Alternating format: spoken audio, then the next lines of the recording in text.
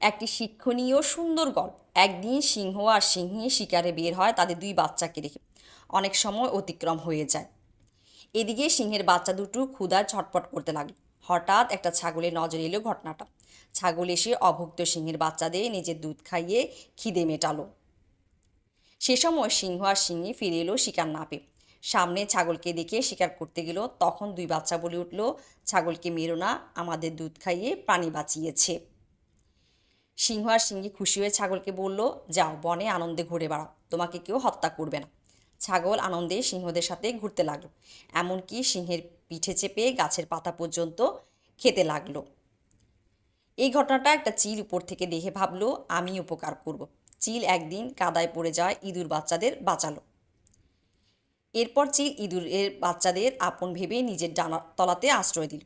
এরপর যেই চিল উঠতে গেল, দেখলো আর উঠতে পারছে না, কারণ উপকারের প্রতিদান হিসাবে ইঁদুরের বাচ্চারা চিলের ডানার পালক কেটে দিয়েছে।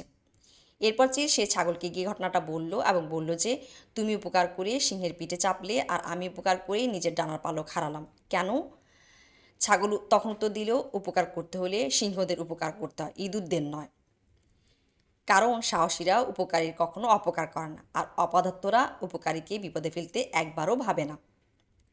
তাই উপকার করার আগে দেখে নেবে সে সিংহ নাকি ইঁদুর।